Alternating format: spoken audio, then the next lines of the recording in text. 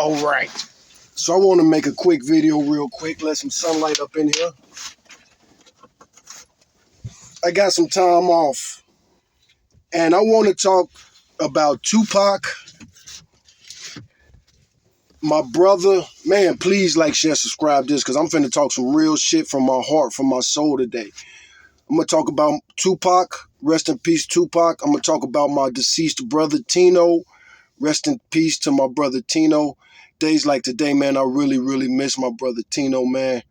I'm thinking about quitting my job.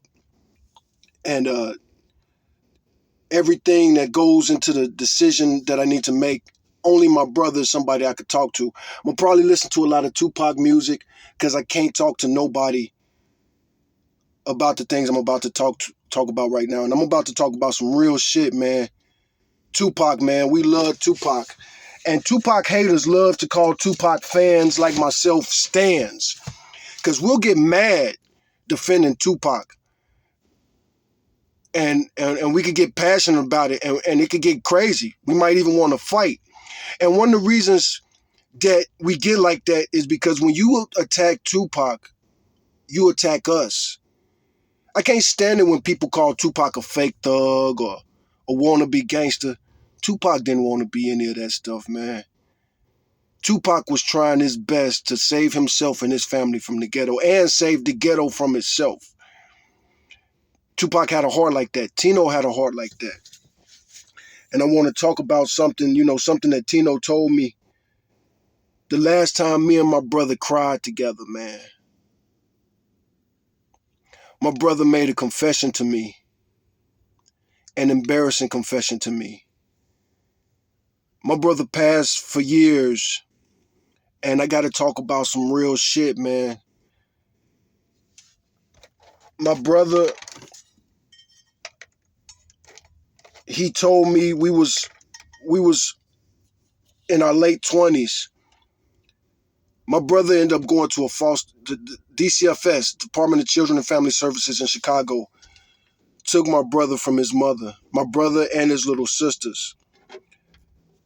My brother was 11 years old when the state stepped in and broke up their family. His mom was addicted to crack real bad, and sometimes in her addiction, she would disappear for too long, and the kids would be hungry. And Tino was 11. He had a little sister that was 9, and a baby sister that was, let's see, she was 5. No, she was 4.5 at the time when he made the call. So here he is, 11 years old. He don't know where his mama is. He's hungry. His 2 little sisters are hungry, and he don't know what to do. And it's happened too many times. In the interim, he would go looking for his mom. And in the course of looking for his mom, he would find a way to hustle up and try to bring some food home to his little sisters. Eventually, one day, he called 911. And that set off a chain reaction to where they would ultimately go to a foster home. He had the guilt of betraying his mother. He had the guilt. He had so much guilt about that phone call. And did he do the wrong thing? Did he do the right thing? His mom, my aunt, eventually cleaned her life up and got her children back. We was all so very proud of her, and we all are still very proud of her for getting her life right. Let's go back to my brother Tino. 11 years old, make the phone call, the state come in, and instead of bringing food and soap or whatever they needed, they brought counselors, and they was going to take them away, and they was going to start looking for the mom so that they could put her in jail. And children shouldn't have to make those decisions. When my brother was making his confession to me, it was very emotional. He didn't know how I was going to react. He didn't know if I was going to be mad at him. He didn't know if I was going to consider him a traitor. I'm the older brother too, so it took a lot for him for us to have this conversation. It took a lot out of him to say this, and I cried. I felt bad. I felt bad for a million reasons. One, was I too hard on Tino this whole time? Two, some of the conversations we had about the government and about the state. I'm saying things about the state. I'm saying things about snitches and stuff like that.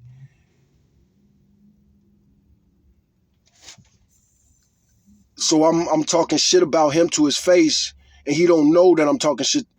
I don't even know how to verbalize that.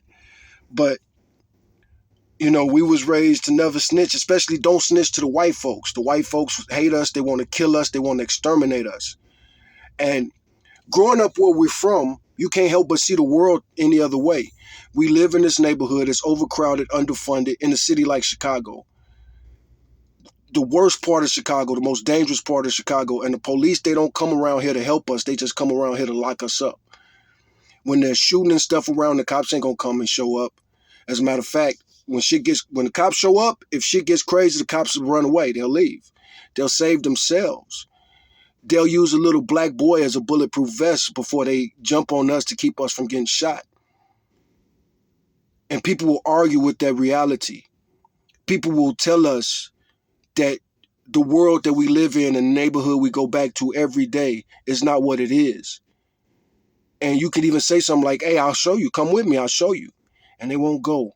But they always got something to say about your neighborhood. They always got something to say about where you're from. That's the thing about being a nigga from Chicago.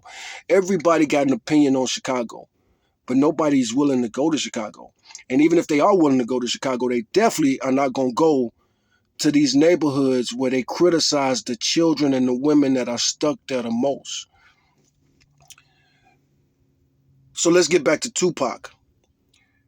If you say that Tupac was an idiot for getting shot and murdered by the time he was 25, what are you saying about me and my brother Tino? We was convicted felons. We was in prison as teenagers. We was on them streets, man. We was little hustling kids, man. So the state broke them up, and then they came to live with us, me and my mother and my stepfather and my sister. And now we got these kids living with us, and our life starts. We had worked real hard to get to where we was at that particular time, and now we got these extra people living with us, and that's too much for us to carry, and we all are starting to sink into the sand from the extra weight. And that's what it's like being from the ghetto. Nobody can make it in the world by themselves. But when you try to make it out the ghetto, you're trying to help other people that are also trying to make it out the ghetto. You think about the story of Jesus. Jesus says, don't try to get a splinter out of somebody else's eye when you got a log in your eye. But that's what it's like being a little kid in the ghetto that has a heart. Tupac had a heart. Tupac wasn't just trying to make it and fly. Tupac could make money. By the time Tupac was 16, he mastered making money. By the time I was 16, I mastered making money. I could take care of myself. But I also, at 16, I still want to take care of my mother. I still love my mother. I still owe my mother. No matter how much my mother struggled and everything, just like with Tupac, my mom didn't smoke crack. My mom had her issues. But the biggest issue was the environment. You know what I'm saying? That's another thing. Like, Tupac was trying to change the world with his music. And he became somebody who was actually doing it by the time he was 19. And he never gave up on his mission of trying to change the world. He wasn't just trying to get rich. He was trying to save the hood. That's what he cared about. He was a dude from the hood, and he didn't want to just make it out the hood. There was so many people he loved and he cared about. And the hood loved him back. I'm from where I'm from, and I love where I'm from, and I love being where I'm from, and I loved my community, and my community loved me back. I could definitely relate to Tupac because I know what it's like, being from that mentality and from that neighborhood. You want to get rich and you want to make it one day. And Tupac talked about this a lot, but like, what's the use of getting rich and moving into a wealthy neighborhood and I can't walk around without people calling the police on me because of the way I look? And then other people that are like me, if I bring them around here, we can't be comfortable here. They're not welcome here. But also, I make it here, I'm living good. But what about these people that I care about that are stuck in these streets? Some are addicted to crack. Some are addicted to selling crack. These are my people. These are who I know. These are who I care about. And then you think about the world and society in general. I'm from Chicago, and I was a street kid. So I spend a lot of time on the streets, man, interacting with those people, being raised by those people. You know, there was so many times as a little boy, I hung out with homeless kids, eating food with homeless people. They're sharing their food with me.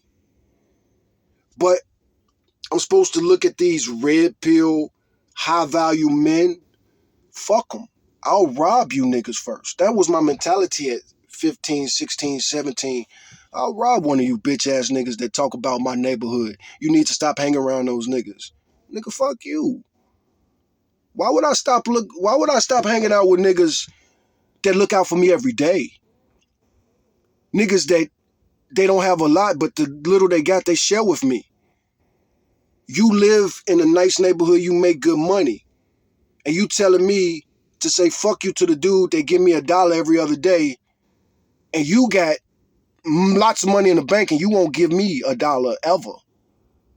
You give me these words and your opinion and your views, talk about my neighborhood, and you won't come to my neighborhood. And if you do come to my neighborhood, you won't feel welcome there because they going to see it all on your face. You looking at these niggas like you surrounded by wild animals. You looking around this neighborhood like you fell into the tiger entrapment in the zoo.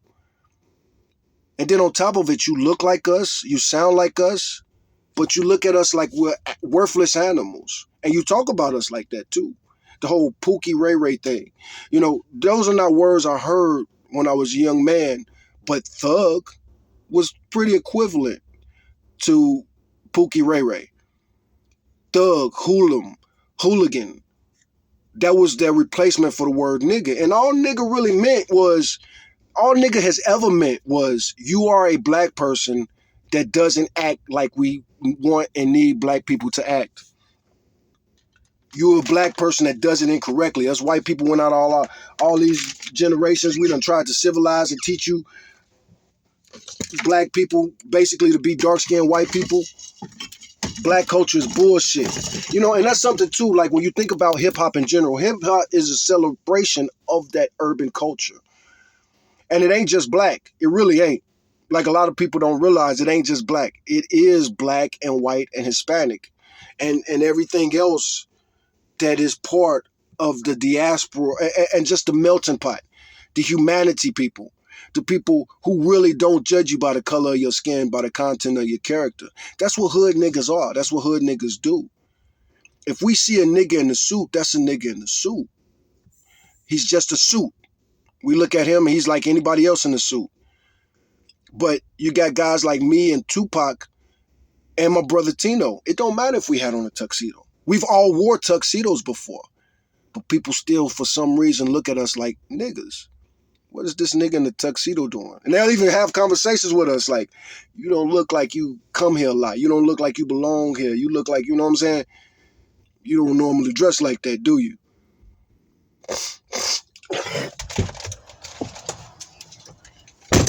But yeah, when we get mad at and we get in these arguments and these debates about Tupac, you know, we're not really defending Tupac as much as you think we are. Our thing that we're really saying is, who the fuck are you to judge Tupac for what he did with his life by the time he was 25? Born and raised transient. Tupac was transient his whole life. Tupac was homeless his entire life. Born in prison or whatever, damn near born in prison. You know, that whole legendary thing, that is questionable. Was he born in prison or was he released right before he was born? But it don't matter. That's what his mom was going through. And things didn't get better from that. She ended up getting addicted to crack after getting out of prison. And being from the hood, you know what it's like. Even if your mom don't sell crack, you know what it's like to have a crackhead mama in the neighborhood where crack is a problem. These are your peers and your friends. And if you didn't make friends with anybody from that neighborhood, what was wrong with you? If you're from the hood and you don't like the hood and you didn't have friends in the hood, what is wrong with you? You know, that's something too, like being a little kid in that environment, that's where you feel safe. And that's where you are safe. You know, when I was a kid growing up, that was where I was safe. And this is where the only place I got backup. If I get in trouble anywhere outside this neighborhood, if backup get called, they're gonna be called for me. Me against the world. That's what a nigga's life is like. Tupac's second album. You know, if you're a Tupac fan, you're probably more than a fan of Tupac as an individual. You're a fan of his message and his mission. Rap is supposed to be a voice for the voiceless. And nobody did that like Tupac. All these years after he was dead, Tupac has been dead longer than he was alive. And he's still the number one rapper for most people like myself. Again, even if I wasn't a Tupac fan, like if I didn't like rap, I would probably still like Tupac. Just like it's certain artists like that. I don't love Tejano, but I love Selena, Quintanilla. I'm not the biggest reggae fan. But Bob Marley, I don't even like Bob Marley's music, to be honest with you. To be honest, I like the reggae I like a little bit. To be honest, the reggae I like is more gangster reggae. In Chicago, I grew up in Chicago, so like Dawn Penn, Buju Banton. My brother Tino, rest in peace, Tino, he loved Buju Banton. But the same people who love rock and roll and what it represents, sex, drugs, rock and roll, debauchery, hedonism, they're critical of rap for its hedonistic ways. All music is misogynistic. Country music is just as misogynistic as rap. But it's people that love country that will criticize the misogyny in rap music. The violence in rap music, all music is violent. Country music is violent.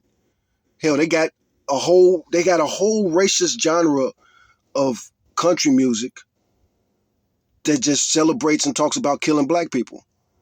And they got all kind of killer, Johnny Cash was singing country back in the 50s about killing cops. But those same people who love Johnny Cash will have a problem with Tupac. People who love Bob Marley will have a problem with Tupac for talking about making songs about killing crooked cops and fantasizing about it. Tupac exposes so much in the world, racism. And that's something too. Tupac made romantic rap music. He damn near invented romantic rap. He didn't really, it was plenty of rappers doing stuff like that before Tupac. But he revolutionized rap. And again, Tupac is on a mythical level, and Tupac shouldn't be compared to other rappers. The whole reason this started is because of I was watching a video of them New York rappers, those haters out of New York, and they was like, who's better, DMX or Tupac? And DMX actually won. This was on Noriega's show. Fucking Noriega. Rappers name themselves out of people who destroyed our neighborhood. And they somebody like Noriega, who champions Noriega, a dude who literally made millions, maybe billions, off of the destruction of the black community. This drug war in America, we're going to turn all these black urban neighborhoods that are overcrowded into black market depots where everybody shops for drugs, and it really influences the young people in those neighborhoods. And our number one customer is the white suburbanites that live on the outskirts of that come into those neighborhoods to score and get high and trick off and do all this other stuff. And then, black people, it's crazy how somebody could claim to be pro-black and then they're critical of Tupac and what he had to say about the drug war and the drug game. But then they celebrate, rap is such a weird double standard. Especially when you look at those New York rappers. Biggie only rapped about degenerate shit. He reveled in it. He really enjoyed it. But the same people who will give Biggie props, who never made one positive song ever. Not one. Not one. There's not one positive. Biggie raps about molesting children, raping and murdering children in a braggadocious way, smacking women with pistols. And those same people who love Biggie will criticize Tupac for Thug Life. An acronym that means the hate you give little infants fucks everybody. Thug life. Tupac's number one mission is to make sure that children aren't abused and abused sexually, emotionally, aren't victims of poverty. Thug life.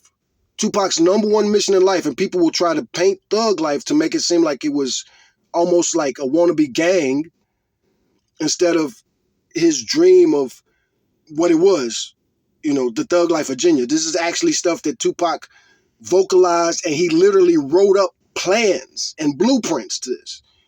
But people still pervert his message and try to make Tupac's message seem like it was something it wasn't. And I'm really harsh and critical of the New York guys because they know.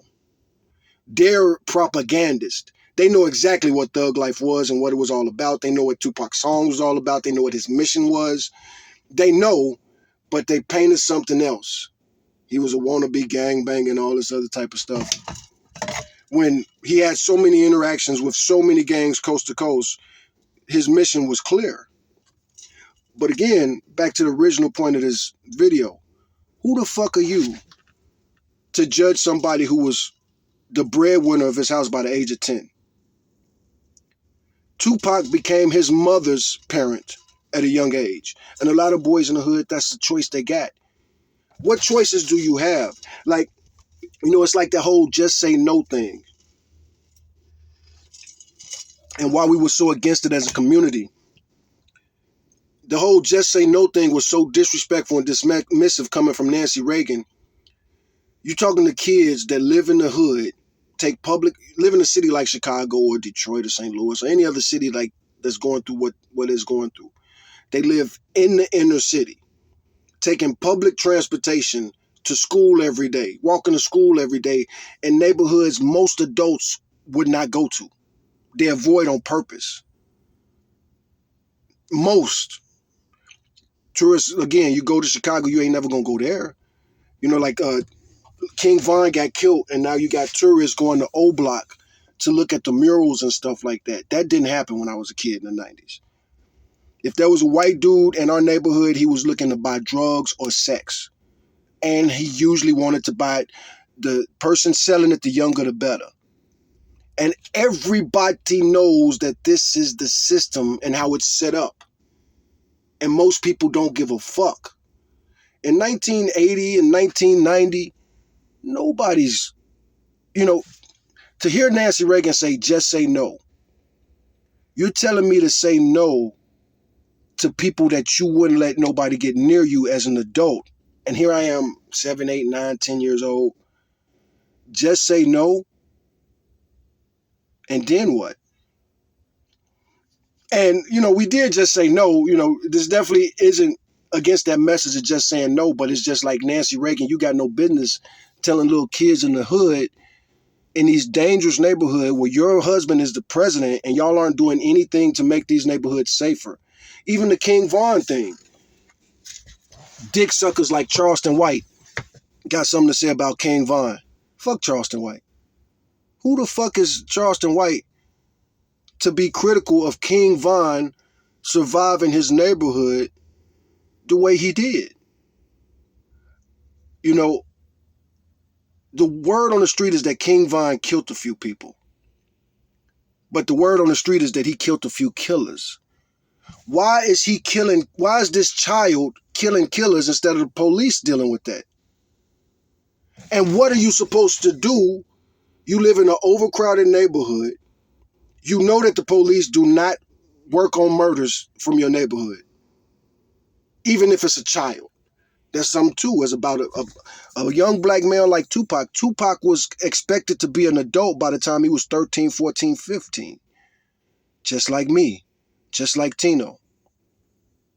It's so funny that you hear people refer to people in their 20s as children, and some of those same people will be critical of Tupac. He died at 25. And again, like I say, the whole reason I'm making this video in the first place is because I was arguing with somebody in that comment about DMX versus Tupac. Now, me personally, that it's on the Drink Champ shit. Who do you pick? If you say both, you got to take a shot. Me personally, I would take a shot. Tupac all day, every day. Tupac category all by himself. But DMX, I love DMX. But at the same time, to those people that say DMX over Tupac, and then the criticisms they hit Tupac with for stealing on Orlando. First of all, most of y'all ain't qualified to even be talking about that shit. Most of y'all not even qualified to be talking about that shit. The rules of the street organizations and shit like that, you don't know what the fuck you're talking about. So anyway, stealing on a gangbanger. Like, you don't know nothing about that shit. You don't know nothing about that life. You don't know nothing about the gang. For you, you see gangbangers and gang members, you see them as caricatures or archetypes. I see them as humans. Tupac sees them as humans. We're humans and individuals. Most people, when they look at niggas, they don't look at niggas as individuals. That nigga there. They look at us like those niggas. Some men look at women and some women are like this, but all women are just alike. All men are just alike. All niggas are just alike. And Tupac, the only rapper, Kendrick Lamar, and others that have come since Tupac. Kendrick Lamar, is a rapper named Gifted Hands. It's a few rappers that have come since Tupac, but Tupac is the only rapper that tried to humanize niggas from the hood. Thugs. He's the only one. And it's the funny thing, people talk about how Tupac was a wannabe gangster and a fake ass nigga. Tupac was the first rapper to rap about crying like he did. Tupac was the first rapper to rap about having emotional experiences. His very first album, I was about to say one of my favorite songs. Tupac is medicine for me. But it is definitely one of my favorite songs from his debut album, his very first album, the best album of that year. No doubt about it. Go listen to Tupacalypse Now in 2025. 2025. Tupac died in 1996. And in 1996, rap was such a new genre. Weren't that many rappers, man. And in 1996, he died in 96. His debut album was 91. So in 1991, Tupac dropped Tupacalypse Now. A world-shaking album. It's so funny that people say Tupacalypse Now was a garbage album. That was the most monumental album. You don't even got to question me. There was lawsuits about that. People tried to get that album banned.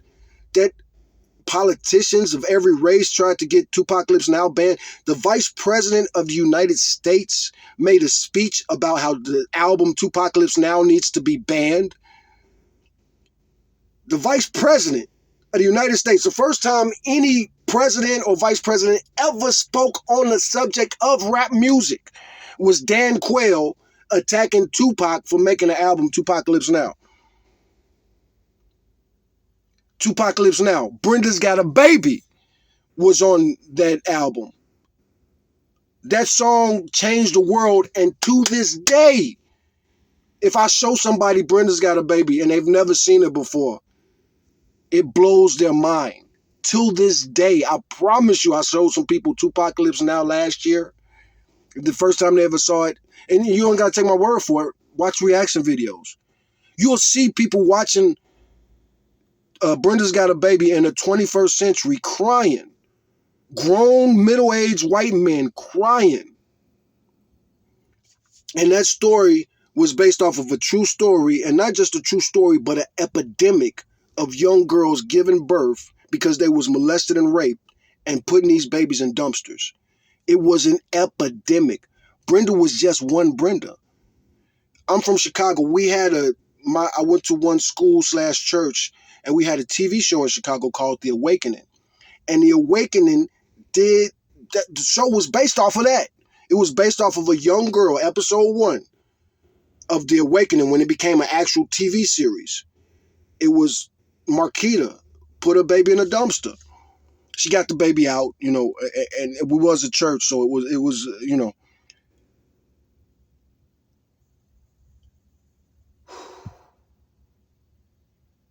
So I get passionate thinking about that. And also, if you say fuck Tupac, I can't help but say fuck you. Because Tupac made the rap song Brenda's Got a Baby in 1991. And Brenda was my classmate.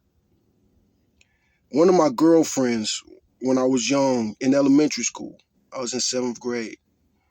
One of my young girlfriends, I found out many years after we first started talking to each other, started dating, because we met when I was in the 7th grade. But years later, when I was about 22, I found out that when we was young kids, her mom, who was a crackhead, used to prostitute her out. So that was like 1990, 1989, and she was young. We was young. Tupac made a song about it, a ugly song. I didn't even like Brenda's Got a Baby that much when I first heard it because it was so ugly and uncomfortable. And it was the reality that I lived with that nobody talked about. I used to hate it in my neighborhood.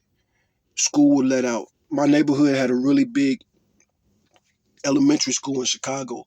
And when school let out, a lot of predatory white men, you wouldn't see them. You know, that was the funny thing about my neighborhood. You wouldn't see no white people in my neighborhood 20 hours out of a 24-hour day. But right after school and late at night, white dudes is coming to our neighborhood. We was right next to the suburbs. So they would come driving to our neighborhood, again, soliciting us. The school was K-8, but they would come and soliciting us, asking the young man if we selling drugs, asking the young girl if they selling their bodies. And sometimes we would jump these guys. That's the type of shit I was on back then. I'm walking with my girlfriend or some of my homegirls, my classmates, and some car crews up trying to talk to us slow. I'm going to try to convince you, yeah, we're going to take care of you. Get out the car, come holler at us. And if you get out that car, 12, 13 years old, we are going to beat the fuck out of you. And hopefully you leave and we don't see you again. But possibly the cops might show up. And if the cops show up, they're going to try to arrest us. Even if we told them we're not going to tell them the whole story. But even if we told them the whole story, they would try to arrest us. And the person, the adult who came cruising to our neighborhood, soliciting us, offering us money. We're poor kids and you're offering us money to sell our bodies or to sell you drugs. I became a robber. That's what I end up loving. I end up loving robbing these type of dudes. I end up, my late teens, I end up love robbing people that made me lose my temper. You being racist and I catch you, I'm gonna probably do something violent to you. Or maybe not even violent, just try to rob you. I end up going to prison for robbery. But one, robbery's wrong. I went to prison, I learned my lesson. But I don't think I was wrong because I was violent towards those Johns coming to the neighborhood soliciting us. But the justice system.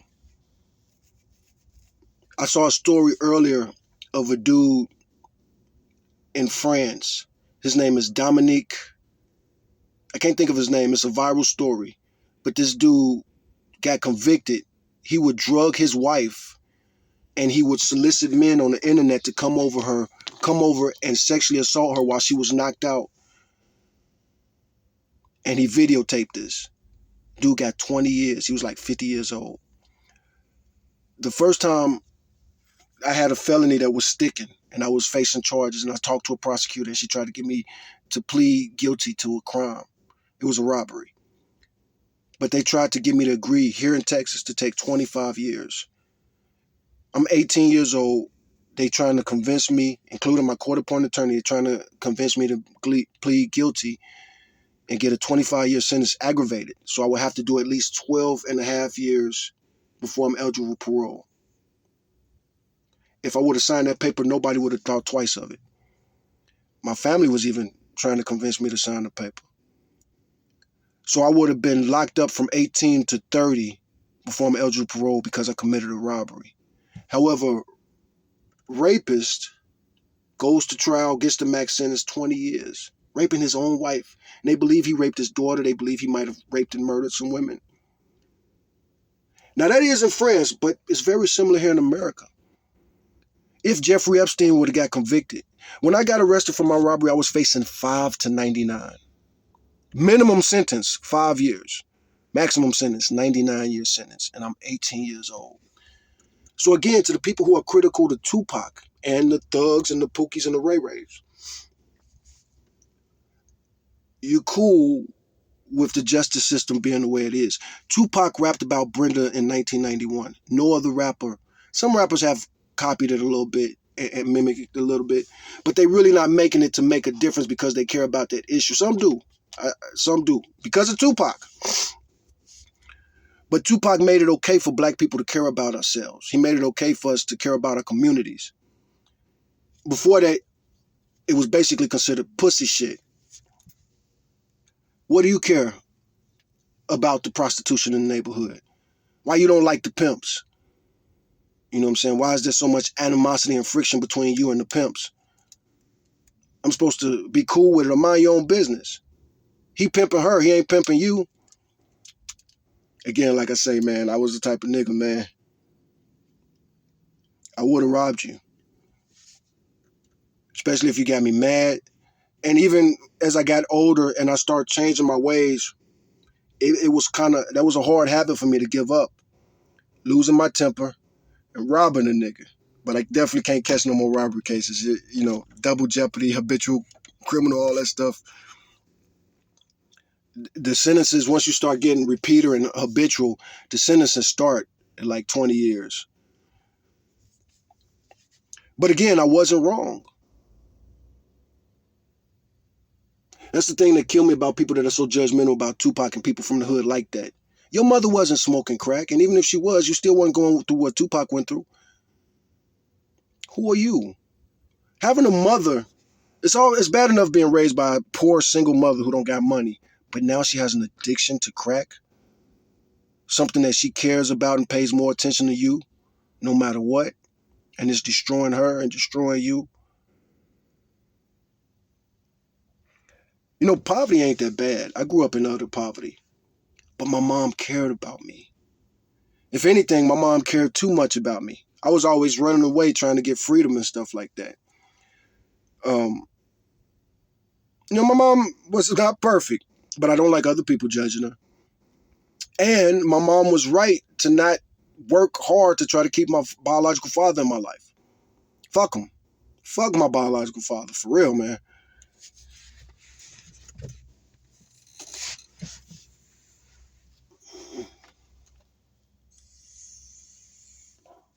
And it definitely ain't nothing, my mom definitely didn't hate on him.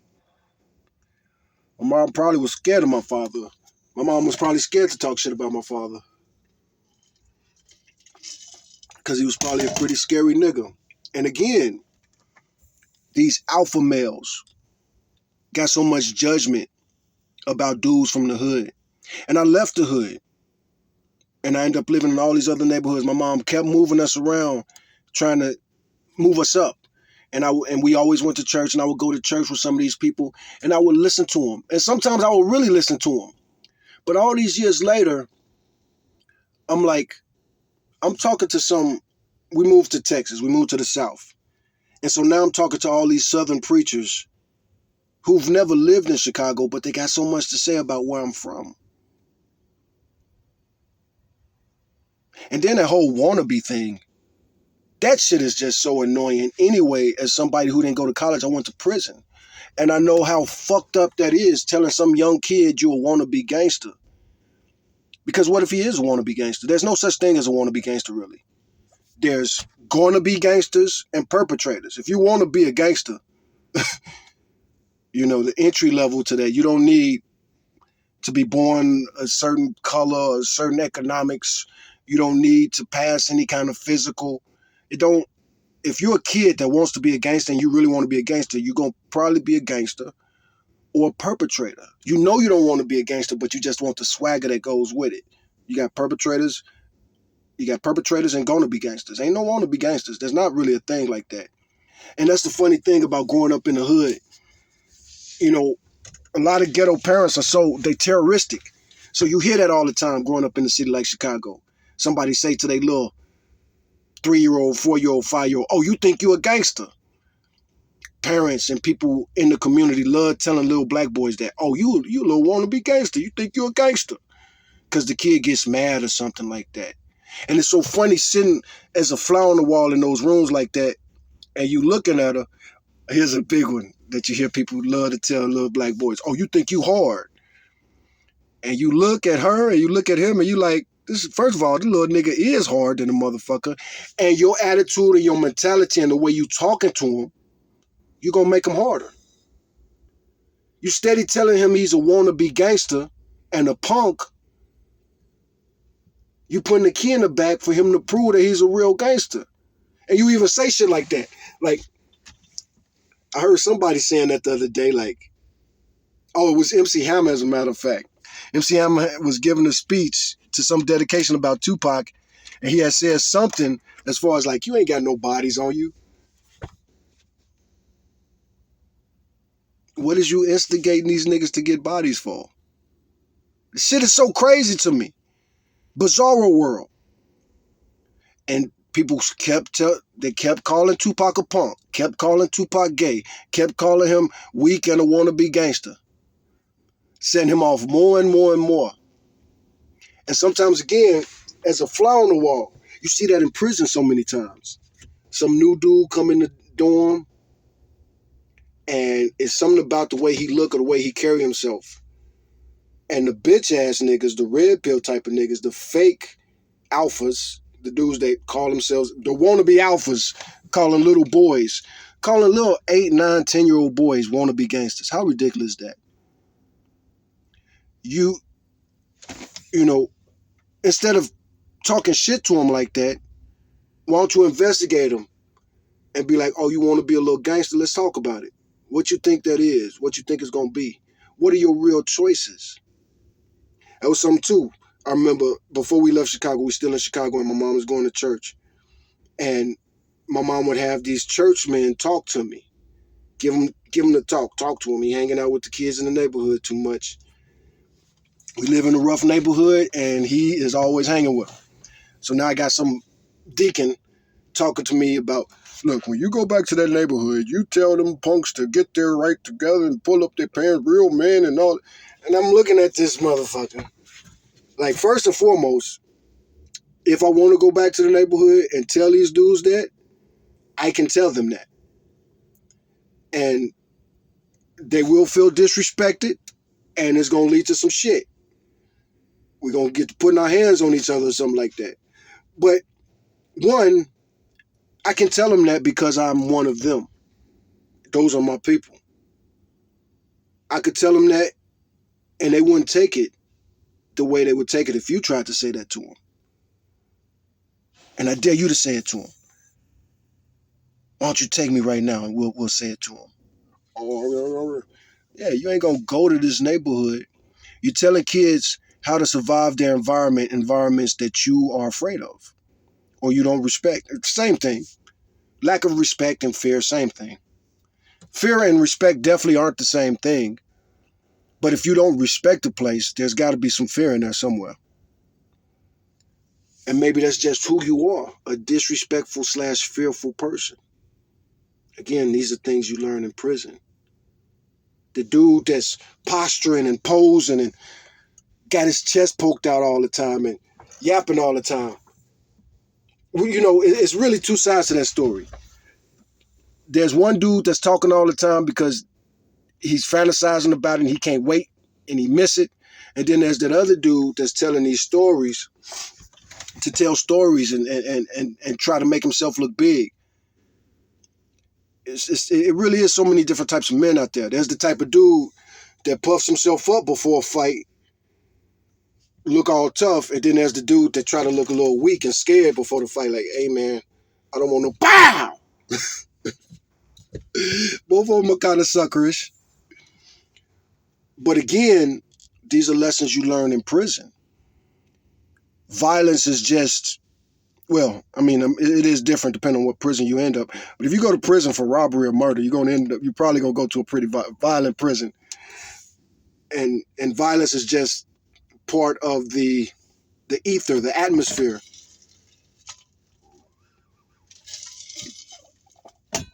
Being from a violent neighborhood in a violent city, you know what I'm saying? Like, that's the craziest thing. You know what I'm saying? about the thug stuff, the Pookie stuff, Pookie Ray Ray, the little gangsters, little boys in the hood, the little young niggas. Tupac had a song, Young Niggas. It's funny how the only ones that don't get the benefit of their environment, if a woman is a grown woman and she's a prostitute, people want to know what environment led to that. If there's a grown man and he's a skinhead racist, people want to know what led up to that. But little boys from the hood that become hoodlums, nobody blames the environment. They're supposed to rise above this environment that most adults are afraid of. The police won't get right.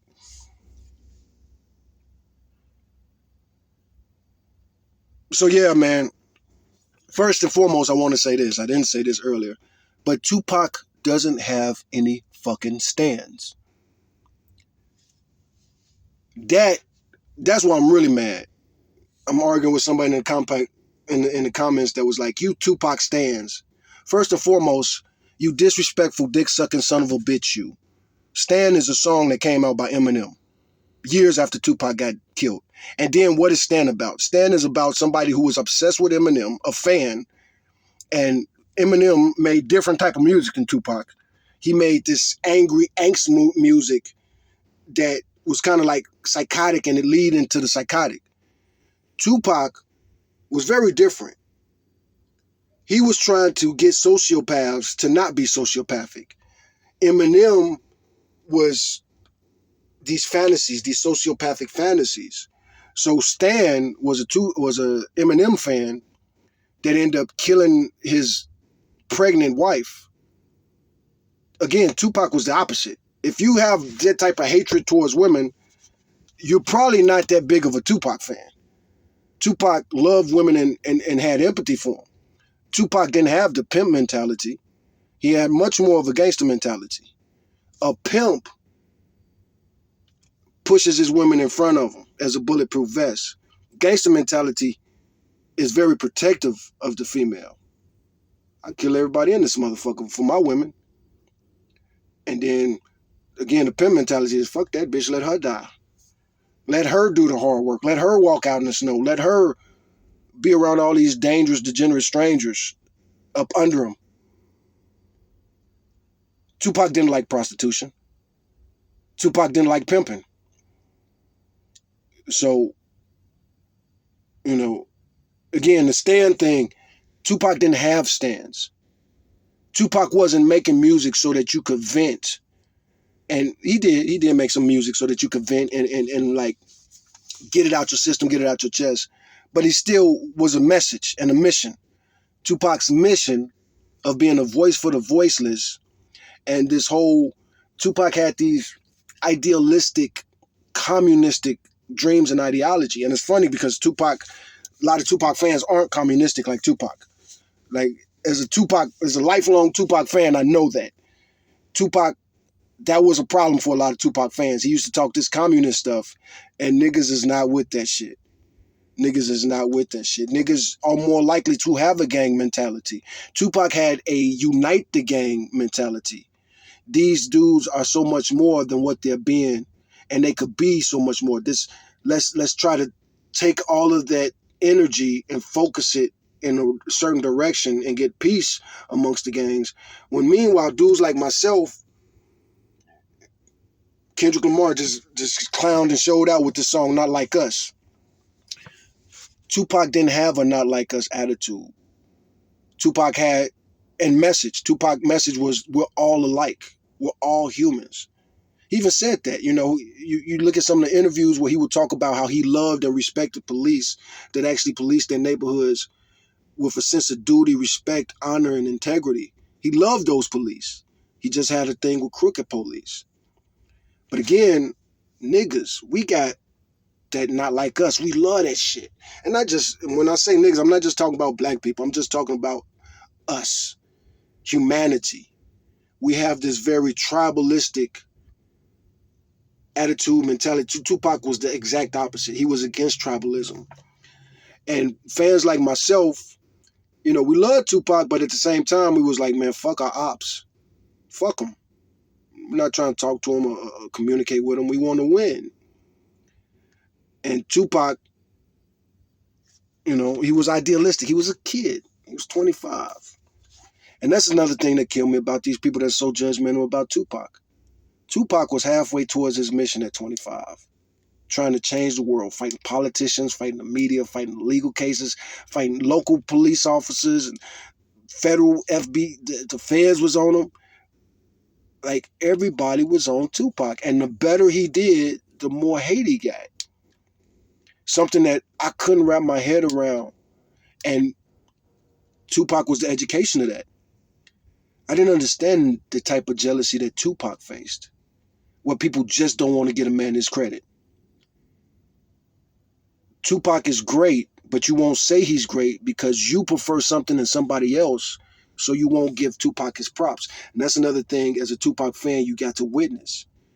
Before Tupac died, most rappers, if they said something about Tupac, it was negative. After Tupac died, the exact opposite was true. And a lot of dudes that was hating on Tupac, now all of a sudden you got something positive to say about Tupac. I can't really think of anything else I saw like that in life, except for like growing up in the hood, going to certain funerals where people are talking nice about this dead person, and in real life they never had nothing nice to say about that person. People's mothers. You see somebody whose mother only shot hatred at her son, and now she's at the funeral saying things about him that is like, as his friend, you like, damn, man. You might even start crying like, damn, man. If you would have only said that to that nigga while he was alive, man. If you only would have said that to this nigga's dead and he don't know that anybody cared about him. His mom never said anything nice to him, and now she's at the funeral. His mom's preacher, damn sure, never had anything nice to say about him. If anything, the preacher's the one that told her to kick him out in the streets. And now you at this nigga's funeral. If it was up to him, y'all wouldn't be here. So we got to go have our own funeral later. And we're going to be talking about this later. And we all kids. Everybody's a product of the environment. But the ones in the roughest environment get the most judgment. The ones who should get the most help get shit on the most. And we got to see that with Tupac. And not only did we get to see that with Tupac, but we got to see, for the first time ever, how it's all worth it. In Tupac's case, it was all worth it. He died early. But his message, his ideology is spread after he died. It got more popular after he died than when he was alive, which was so frustrating as a young Tupac fan. Again, like I say, Tupac Lives Now came out in 1991. 1991 was a good year for rap. But the rest of them albums that came out that year couldn't compare with Tupacalypse Now. Ice Cube, fucking Snoop Dogg, Dr. Dre. They made good music. Good shit that you jam to. Nothing made you think like Tupacalypse Now. Nothing! And again, as a fan of Tupac, one of the main things that Tupac tried to express is that niggas is not stupid, even if we're not educated. Another acronym Tupac was famous for was nigga, N-I-G-G-A, never ignorant, getting goals accomplished. Instead of making nigger rig a slur, let's make it a positive. Instead of being ashamed of our people and our ancestors because of what the wider society says about them, let's be proud of that. Instead of being ashamed of our ancestors for being enslaved, why not being proud of them for the way they did it and the way they survived and multiplied? We didn't die, we multiplied. But we supposed to be ashamed of that? Fuck you niggas with your shiny shoes and your fancy suits. A nigga should only be respected if he wears dress shoes and a fucking suit and a tie. Fuck you. You shouldn't respect no Pookie and Ray Ray because they didn't rise above their environment. An environment that you scared of. You don't live there now, but you trying to be judgmental of the 9-year-olds that are navigating their environment however they have to navigate it. Judging people because they run from the police. Why the fuck are you running from the police at 8, 9, 10 years old? Why? Why are they even chasing you in the first fucking place? Because you're selling drugs to motherfuckers from neighboring communities that have more money that come to this neighborhood to do what the fuck they want to do? Please like, share, and subscribe, because this is the type of shit I want to talk about more, because it's real shit, man. You know, when you talk shit about Tupac, you're not talking shit about Tupac. You talking shit about my brother Tino. You talking shit about my dead homie Twin. You talking shit about so many that I've lost that with children. I don't appreciate you talking shit about King Von and who he killed. Why was he killing in the first place? And why was he killing killers? First of all, I don't judge King Von. I like King Von. You know, I liked his music. I liked his story. I liked his personality. I liked the fact that it looked like he was about to make it up out of here, and he was going to be one of them dudes that didn't just go by himself. But that's the craziest shit about being a kid from Chicago. People are critical of the kids that kill each other in the gang war, but it's like, why the fuck are they in that situation in the first place? It's like a saying from that comedian that became an activist. Damn, can't believe I can't think of his name right now. But y'all know his name. Was that black comedian that became an activist? This is way back in the day. And towards the end, he kept going viral. I can't think of his name right now, but a saying that he said, so many names in my head, millions of names in my head, but so many, one thing that he said, I can't believe I can't think of his name right now. Definitely one of the greatest comedians of all time, even though, like I say, he didn't do comedy towards the end. But he had this one saying that how black people talk about this crabs in the bucket shit and how we just pull each other, we keep pulling each other in the bucket. Trying to get out the bucket, you pulling on the ones above you, trying to get to the rim so you get out the bucket. And he had this one point in this one message is like, why are you talking about the crabs instead of the bucket and the people that put them in the bucket? The crab wasn't made to be in a bucket. The crab can't get out of a bucket. It wasn't made for that environment. And you don't blame the environment, you blame the crabs. Not the humans, not the bucket, but the crabs. And little ghetto boys that grow up and become little street soldiers in the street wars, fighting for the scraps that comes from prohibition and the American black market. It's funny they call it the black market, and it is concentrated in black neighborhoods coast to coast. Back in those days, that whole culture, if you like getting high, if you like smoking weed, if you like doing any kind of cocaine, if you like doing any kind of opiates, you knew no matter what city you go to a black neighborhood and start talking to strangers. Pretty soon, you're going to be in there. It was a lot of hustle surrounded that. A lot of niggas was on that middleman shit. Growing up in the neighborhood is like that. It's like, this is free money. These customers, these clients, these clucks, these whatever you want to call them, they come to the neighborhood all day, every day, wanting to spend money. Ain't no factories to work at. These grocery stores ain't gonna hire no locals. They don't want you working at the neighborhood grocery store if you live in the neighborhood, especially if you're black. Oh, hell no, that ain't gonna work. It was hard finding fast food jobs, having certain addresses on your application and resume. One of these days that I always have a post office box. You choose your zip code. You can't let these people know where you live. And being from the hood, these overcrowded neighborhoods, I know that those are good people. And those neighborhoods are just as loving as any other neighborhoods. Those neighborhoods are just as protective as any other neighborhoods. You're just as likely to get kidnapped statistically from the hood as you are from the good one. And the type of kid I was, interacting and hustling and going, I was in so many houses. Not as a burglar. I didn't do no burglaries growing up in Chicago. That once I got to Texas and I was by myself, I was isolated. I wasn't with the homies for the guidance. And like I say, I'm new to Texas and I don't really know how to deal with this racism. Ignore it or find a way to make it profitable. That's what that hood mentality is. These motherfuckers, that starts as like 9, 10, 11, 12. That's when they start hitting you up. Say, little man, you out here hustling? You out here working? Say, little man, you got that work? They start hitting you up way before you sell drugs. If your situation as a child is anything like mine, way before you ever sold a crack rock, you had days where people was coming up to you all day, every day. Hey, little man, let me holler at you.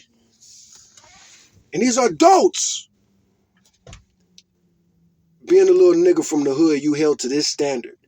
You're supposed to be so mature at the between age of 15 and 25 that you avoid penitentiary chances. You making decisions. I'm not gonna sell drugs. I'm not gonna hang out with these guys, but also threading that line of not disrespecting them enough to where they start whooping my ass and jumping me. I'm not gonna roll with them, and I'm not gonna let them roll over me.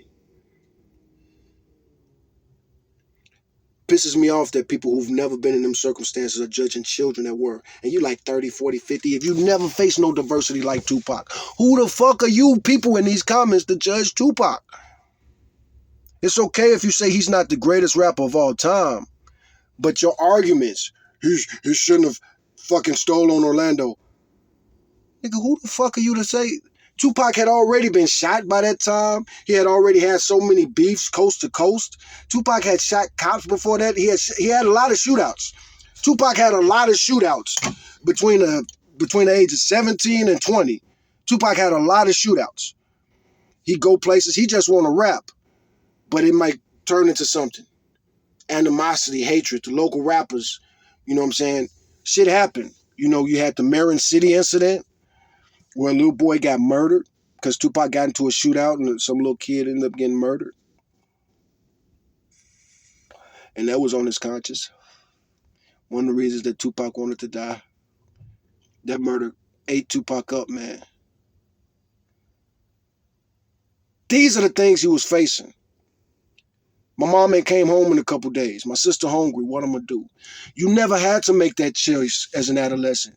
So why the fuck are you judging somebody? That's the shit that kills me. If you was me, born in my shoes, third generation foster child, I don't know anybody in my family. I've never met anybody in my life that has the same last name as me. This has been my entire life. Never been in the same room with somebody that has the same name as me that's related to me. My mom grew up in a foster home on the south side of Chicago. Her mother had it even worse. I can't even be mad at my grandma because the state took all her children away. My grandmother's story is so horrific. She was sent to a mental hospital when she was 14 and raped and impregnated by the doctor who was supposed to be her psychiatrist. Her first time pregnant, 14 years old. And because she got pregnant, she got in way more trouble and the doctor got in zero trouble. He getting a promotion and she getting strapped down in shock therapy. My grandmother literally got shock therapy. Strap down, bite down, to help you see the world. Stop saying that doctor raped you. Stop saying that doctor got you pregnant.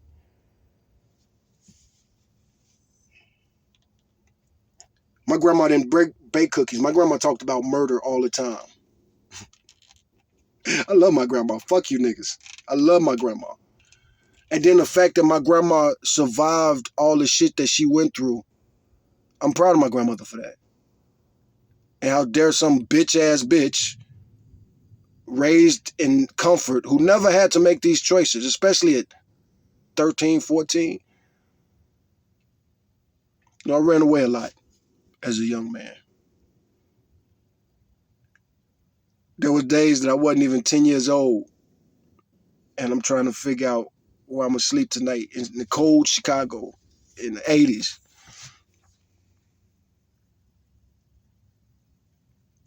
I didn't hate my mom. Main reason I ran away from a lot is because I need to talk about that. I need to think about that. I need to talk about it a lot. I didn't hate my mother.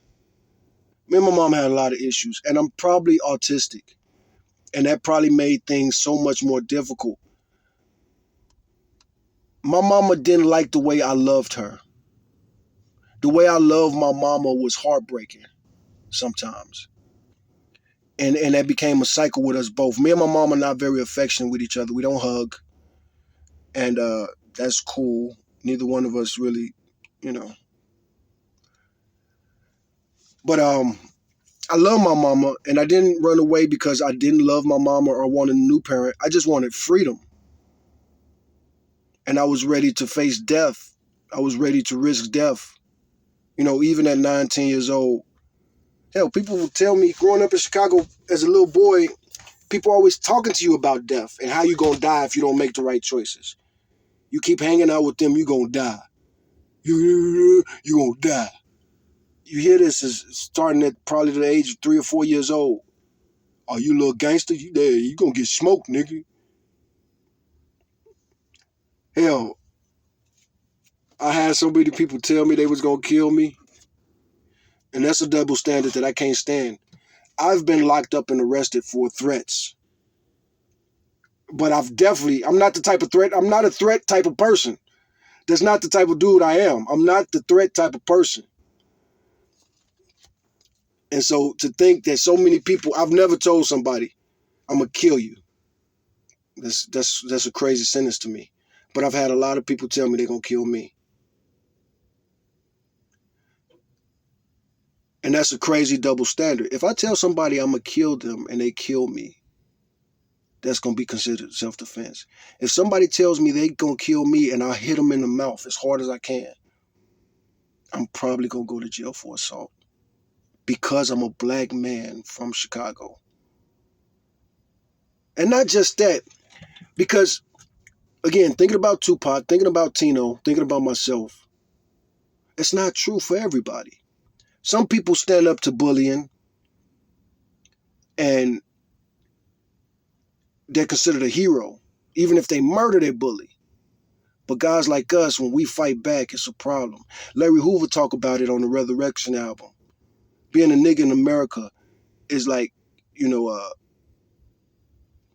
America's always trying to fuck a nigga in the ass. And if a nigga move his ass, he's considered violent for trying to move his ass. That sentence sums it up, what it's like to be a nigga in America so much. Our lives are threatened the most. The most. The most. Looking down the barrel of a gun, literally. Often from the police, whose job is to protect everybody. People like myself, Tupac, Tino, before we even made it to high school, we had guns in our face from cops. And cops, when they hit you with that situation, they're not like, hey, buddy, I don't want to shoot you. Please don't make me. No, they like talking to a 12, 11-year-old. Hey, motherfucker, if you move, I'll fucking blow your brains out. At one time as a teenager, I remember one time I was running from the police. I ran from the police when I was a teenager. And they chased me. And it turned into one of those situations where, backup is calling and you're running through Chicago. And most of the cops that tell you to stop, they're in plainclothes cops. I had got to running. I was running for a while, cutting, hopping fences and everything. Either way, I hopped this one fence. And when I landed on my ankle bad. So I couldn't really run anymore. So I gave up. I surrendered in the alley to this one white cop. And man, this motherfucker went on some sadistic shit. First of all, he knew I was young. He had to know I was a teenager. He's a local cop. Most people not from the environment, they see a teenage boy and they assume he's a grown man. But this cop knew I was a teenager. Anyway, he does all the yelling, gets me to lay down on the ground. And so anyway, and I was one of those dudes, I used to always say, I'll never lay down on the concrete. But anyway, I'm hurt. I'm running, and I've been running, so I'm tired as fuck. And so anyway, I'm laying down. He makes me lay spread down in the alley. This motherfucker comes behind me, and he puts the gun to the back of my head. And, I could feel and hear the hammer get pulled back. And this motherfucker's just talking this crazy shit. You motherfucker, you fucking jungle bunnies, and you motherfuckers made me run. I'm all sweaty and shit. I'll fucking kill your ass in this back alley. Nobody give a fuck. Like, this motherfucker is saying some fucking crazy shit to me. And this is definitely not the first abuse I faced from police officers. But this one stood out because this motherfucker was tripping. I already gave up. I'm laying on my stomach, and this motherfucker got a gun that's probably loaded. Probably a loaded revolver. This motherfucker sneeze. You know what I'm saying? Bam! What a horrible way to die. Laying face down, catch a bullet to the back of the head, and you a fucking child. But the world don't see you as a child. You're a grown-ass man. You should know better. But one of the reasons that stuck with me so bad is because it was like, man, this cop is a sick motherfucker. Some of the shit he was saying to me about how much he wanted to blow my brains out and how much he hated niggas like me. And he working, this was in Uptown when they finally caught me. And that shit fucked me up. And one on the end, you know, they ended up getting me in the car. Car came around. They threw me in the car very rough. And then they put me in the car. This motherfucker, he had his gun on me a long time. Even once I get in the car, and it was already a cop in the backseat of this car, and there was two cops in the front seat. The cop that arrested me and cuffed me up, he sits me in the backseat of the cop car. So it's a cop right here, and the cop that arrested me is right here. And as they got me in the car, these motherfuckers are fucking with me, hitting on me, slapping on me. He jabbing me with the gun. And this shit fucking hurts, man. Like, they was fucking me up, bro. I ain't gonna even lie, man. They made me start crying back there. And I can laugh at that now. I could have laughed at it back then. It was funny, you know. I'm talking to my homeboys about it. And, you know, talking about, they know the cops and everything. And we get to talk about the sick cops and shit like that. But anyway, I wasn't crying like, but, you know, I was crying a little bit. And I also wasn't resisting. That was the crazy thing about it, too. Like, I give up. I quit. I give up and quit, and now you motherfuckers is finna go at it. Y'all would have never caught me if I didn't twist my ankle. And if any of y'all caught me on a one-on-one situation and we just had a fair fight, you know the odds favor me. You know it. I know it. But now y'all 4 motherfuckers are up in here bullying me, terrorizing me. Things that we don't do. We wouldn't do, especially in this situation. I just ran from you. I just did my job. You guys chasing me, I'm running. Your job is to chase, my job is to run. And that's something you face as a young black man, 10, 11, 12 years old. You stand around with 3, 4, 5-year homeboys, cars just swoop up and just start chasing you or grabbing you or whatever. And if you run and react to that situation, a normal human response, they try to kill all of your survival mechanisms by the time you make it out to the neighborhood. And it's so funny that you hear cases about people who have no reason to pull out a gun. Me, I'm born and raised and live in the most dangerous neighborhood, some of the most dangerous neighborhoods in the world. And I'm crazy because I got a gun. I live in a neighborhood that the police do not respond to. They don't respond to. I even got that on video. I got Chicago police and ambulance officers talking about the policy is to not respond until you get the all clear. Don't respond till you get the all clear. Don't go in and save the lives if you're risking your life. You always hear the cop's job is to risk their life to protect people, especially children. But with us, it's very different. And then when they arrest us and all that, behind the shields and motherfuckers got 8, 9 guns at you and they all yelling at you and all this, and you're like, man, I ain't even got a gun no more. Why are y'all freaking out? There have been times I've been arrested or just stopped and questioned by the police, especially as an old man, over 30. Now I'm talking to these cops and I'm like, hey, man, it's all good. Let's calm down. Let's get your adrenaline down. You know what I'm saying? Like, I'm talking to them like I'm de-escalating. Like, first and foremost, I'm unarmed. Do you need to cuff me? You need to stop pointing that gun at me right now.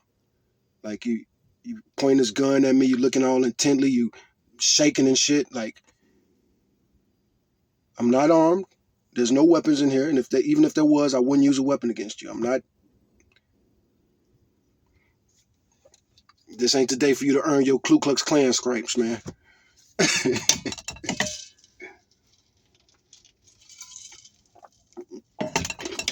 One thing about prison, remember the older guys would talk about the prison guards and all that type of stuff. And I remember one day this old man was telling me, if you learn how to interact with these prison guards in here, it'll help you when you go back to the neighborhood and you'll be able to communicate with the police in your neighborhood and it'll help keep you safer. And that was some real shit he said. It really is kind of like dress rehearsal. It's like dress rehearsal for going back to the neighborhood.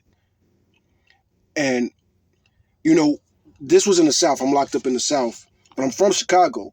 So he's telling me, what I'm saying, basically that go along to get along and respect them. Their job is to be at the top. Your job is to be at the bottom. So if they say something crazy to you, you ain't got to always say something crazy back to them. And me, it is that Chicago mentality. You're not no better than me just because of the color of your skin or the bank account numbers in our bank accounts or the neighborhood you live in. You're not above me, and you're not going to treat me like I'm below you. I will snatch you, motherfucker. I don't care. You disrespect me, it's a good chance that can escalate and snowball, especially if I didn't disrespect you. I'm just being here minding my own business. It's so funny. You listen to these people that hate the Pookies and Ray Rays and hate the Tupacs of the world. Everybody has a right to defend themselves. But us. Not only do we not have the right to defend ourselves, but not only is it funny, you should never make fun of somebody being raped. But again, except for a young black boy. Young black boy, not only can you make fun of him for being raped, but when he's a little boy, you could tell him, if you keep acting up, you're going to go to prison and they're going to rape you in prison. Do you know what that shit, I heard that shit so much as a young man growing up. Do you know what that shit did to my fucking head by the time I fucking made it to prison? I really did have that I wish a motherfucker would so that I could kill a motherfucker or die trying and die a fucking hero. There's nothing else that this life is going to amount to. But if I could finally get a motherfucker, not just kill a rapist, but kill a rapist that's think he could fucking use me as a sex toy, I'll fucking, if we locked in the cell together by the time they get us, you know what I'm saying? It's gonna be some shit motherfuckers write about for a long time. And then on top of it, I'm small, I'm skinny. I know what that skinny Tupac's Napoleon complex is like. Not only was Tupac a voice for so many other things, but me and my brother Tino, little skinny niggas. And we gotta hear that shit. Oh, beat your little skinny ass. And then when you beat their ass, you should have walked away. You should have been a bigger person. Why? Why? This motherfucker started with me, and the motherfucker literally said, I'm gonna whoop your skinny ass. So this motherfucker is basically saying that he'll rape me if he wanted to. Like the little Andrew Schultz joke. That ain't no joke. Motherfuckers been saying shit like that for years. And you talk about fighting words, them is killing words, motherfucker. And then on top of it, you a white man that's gonna rape me, motherfucker? I ain't that type of nigga. I ain't from the South. I don't know where the fuck you from, but I'm from Chicago, bitch. We don't play that white boys raping black boys shit. And my life, I've been everywhere in the contiguous United States, and I'm gonna keep that attitude. That was my attitude in prison. That's my attitude in life. And not just that, but again, this is how they tease little black boys growing up. You keep skipping school, you go into prison, they're gonna rape you. And I'm gonna laugh. They might throw that shit in like that too. And then as a little black boy, it's like, you just said you'll laugh at me if I get raped. I go to jail for selling drugs or robbery, doing things that I generally do. If I end up in prison, it'll probably be, or maybe some violent fight, some shit like that. I'm in jail for that. I go in there and I get raped, and you gonna laugh? But if I say something laughing at you getting raped, it's a problem. Black men, black boys, let's say black boys. Black boys are held to the highest standard and the lowest standard at the same time. We're always supposed to be the bigger person. Ain't no such thing as fighting words. People can say whatever they want to say to you, but you need to speak to them with respect. Just like that inmate told me, learning to interact with these police in here, or learning to deal with these guards in here is going to help you deal with the police in your neighborhood. You're going to know how to talk to them. Same attitude. Same attitude. I was just raised like that, man. Even my belief in the Bible teaches me that. I'm supposed to first of all, you got the story of Jesus, who stood up and fought the power. But even before that, you got, uh, was that Shadrach, Meshach, and Abednego? All they had to do was bow down to the king, but they wouldn't bow down to the king, and they was thrown into the fire. These are lessons that you learn as a little boy. And they get respect. They get respect. Shadrach, Meshach, and Abednego, they went to see the king. The king said, bow to us, or we're going to throw you in the furnace. That shit was wrong. They stood up to it. They're heroes for it. And the same people that give Shadrach, Meshach, and Abednego credit for that will get mad at a little Pookie or Ray Ray for telling the cop, you got me fucked up. You got me fucked up. No, I ain't calling you sir. You didn't come in this situation with respect. You point guns at the motherfuckers you're supposed to be helping. Fuck you, motherfucker. That's a gun in your hand. I'm unarmed. Tamir Rice. The same judgment that Tupac got. People blame Tupac for getting shot by Orlando. People blame Tamir Rice for getting shot by those police. Tamir Rice shouldn't have been playing with a BB gun in the neighborhood. And Tupac shouldn't have stole on somebody that robbed his co-worker and friend for him. The dude didn't just get robbed. He got robbed because Tupac had the beef. And he shouldn't steal. Anybody else shoots and kills a robber, they're a hero. Tupac went and punched a robber at 25. And motherfuckers, want to be thug, want to be a decent human. If a white person defends somebody's property from robbery, they're a hero. Certain black people will get that energy and respect too. They can use a gun to defend themselves, their property, and their neighbors and loved ones. But we can't. Back to King Von. I don't judge King Von. I'm not saying he's good. I'm not saying he's bad. But if he really was in some situation where him and some other group, they're shooting at each other and they're killing each other as kids,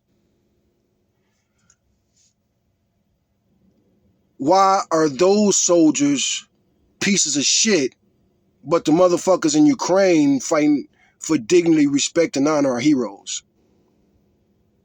A 19-year-old who picks up a gun to go fight in World War II is a hero.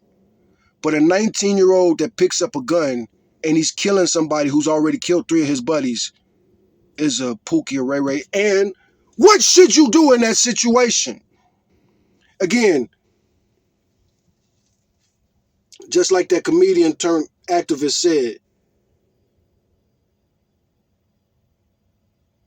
why blame the crab and not the bucket? Victim blaming. That's what being a nigga's like.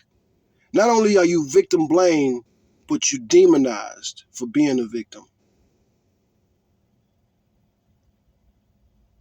If I killed a child rapist when I was a kid, why would I as a kid get time and not get a hero, especially in a society where those people are all heroes?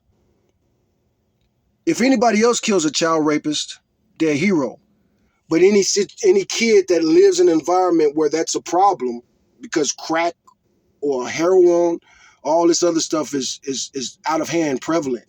And every one of you motherfuckers, this is why we look at Tupac and we defend Tupac the way we defend Tupac.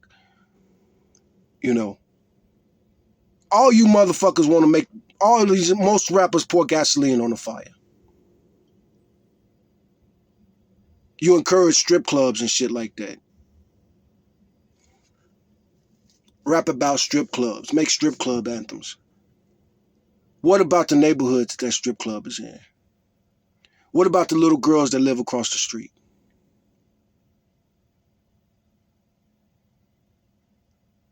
And I'm not really being judgmental. That's the main thing. Like a lot of times when we defend Tupac, not really defending Tupac, we're just saying, who the fuck are you to judge him, motherfucker? You had more and you did less, bitch. You had more and you had less. You had more and you did less. Tupac didn't find out His biological father wasn't dead until he was like 21 years old, 22 years old. His mom had already broke his heart a million times, smoking crack and falling off, losing houses, losing jobs.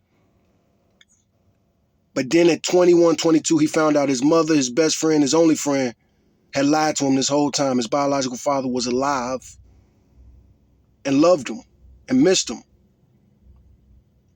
And now, like, again, fucking situations, man.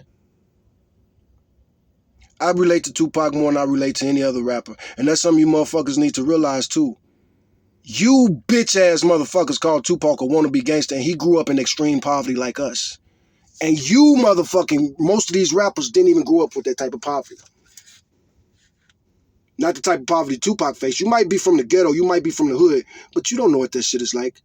Not only are you poor in a poor neighborhood, but you're the poorest kid in the neighborhood. Tupac rapped about that several times. Literally, those are his lyrics. Being the poorest kid, and you know, that's bad, bro.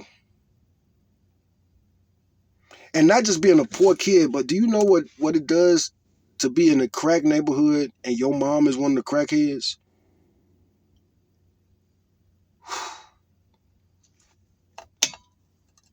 It's the same as your mom being a neighborhood prostitute, because crackheads and prostitutes, especially in the 90s, is considered the exact same thing. As a matter of fact, there's a popular term called crack hoe and crack whore. Those are very popular terms.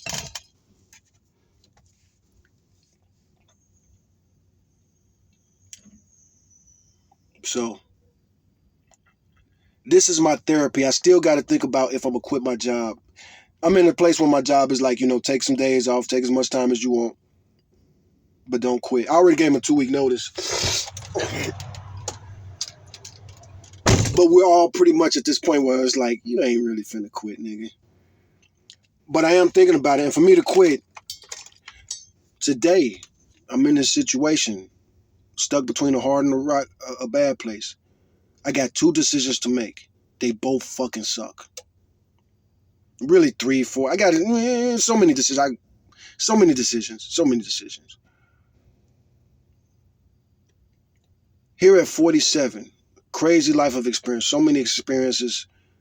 If I ever write some stories about my life. But still at 47, man, it's hard enough to decide, should I quit my job, go get in my vehicle and start doing Uber again? That comes with a whole lot of other choices that I'm not finna put in this video. But either way it go, I got some choices to make. All of my choices are bad. And it's hard enough to be in this situation at 47. What about at 17? First time I went to adult prison, I was 17. Well, first time I went to adult jail, I was 17. And some of the choices I had to make at 7. Some of the choices I had to make at 7, man. Unbelievable. I was molested at the age of 5, but I was molested by a female, so people, I definitely can't get no therapy. I literally can't even talk to a therapist about it. When you're a male and you're introduced to sex real early by a female, it's a joke. Same thing with R. Kelly. Me and R. Kelly got not similar stories, but similar enough. We was both introduced to sex by an older relative. And R. Kelly is going to be locked up forever. And the girl who abused him, no fallout, no blowback. You should look into that story if you don't know about it. But supposedly R. Kelly's big sister used to sexually abuse R. Kelly and his brother. Now, it wasn't my sister that did that to me. I couldn't imagine. My sister abused me physically. She abused me like the typical black big sister do. She beat the fuck out of me. Which was okay. I'm growing up in the hard city. It's a good thing my sister was making me tough. And on top of that, my sister had my back. My sister kicked my ass, but she wouldn't let nobody else kick my ass.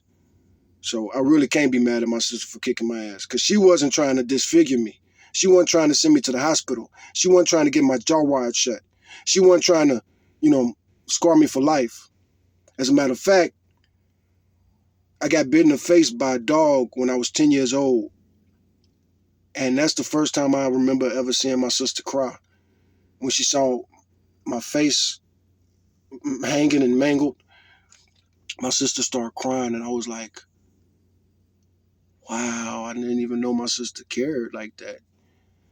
And now as an older man, I could think about it and like, yeah, my sister hit me all the time. My sister beat me all the time. But she didn't punch me in the face too much. She did eventually. But that's my life. So who are you to judge me? Who are you to judge me? And then on top of that, I usually did the right thing. When I was a little boy, I saw that movie, Do the Right Thing. That movie was so important to us. That movie was so important to the black community when it came out, Do the Right Thing. And I love God. I believe in God. So I am definitely afraid of facing God's judgment. That's my biggest fear. One of these days, I'm going to face Judgment Day. I believe that regardless. I believe that. I'm probably always believe that when you die, there's a really good chance something is going to happen.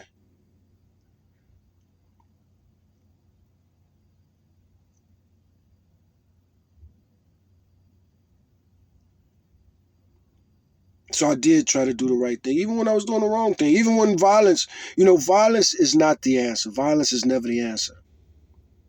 But unfortunately, sometimes violence is the only answer.